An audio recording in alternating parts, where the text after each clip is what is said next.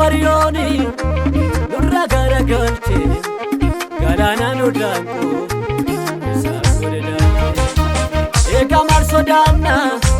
waaqayyo nu faana nu baay'ise jira masa fayyaadha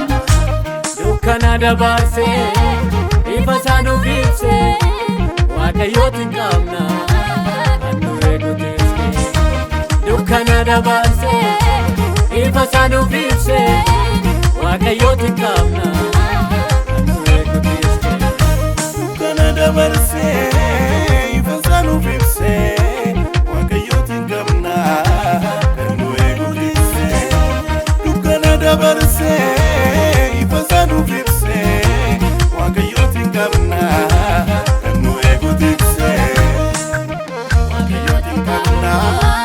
kan nu eeguteesse waaqayyootiin qabna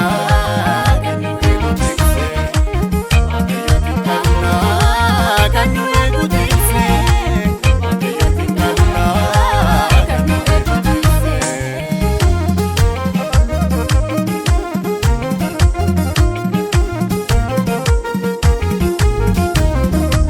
waaqayyo mootiidha surra kan uffaate ulfinaan jiraata ergama marfaate wanta gootu hundumaa gochaan agarsiista dadhabootas waamte haala galfachiista galaa namni kennu karaa ga'ee duuma waaqayyootiin qabna nuuf ta'ee guuma galaa namni kennu karaa ga'ee duuma waaqayyootiin qabna kan nuuf ta'ee uuma dukkana dabarse ifa isaa nuuf ibse waaqayyootiin qabna kan nu eeguteesse dukkana dabarse ifa isaa nuuf ibse waaqayyootiin qabna kan nu eeguteesse.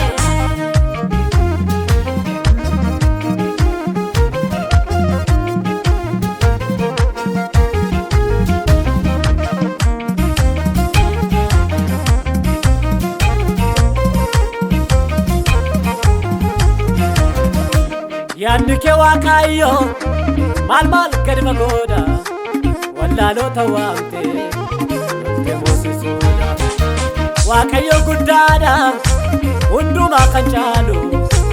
hojii samii keessa hidha kan madaalu bantii waaqa keessa teessoo keerra jirta halkanii fi guyyaa bantii waaqa keessa teessoo keerra jirta halkanii fi guyyaa homaa sodaan qabnu gooftaan gara keenya amantiidhaan deemne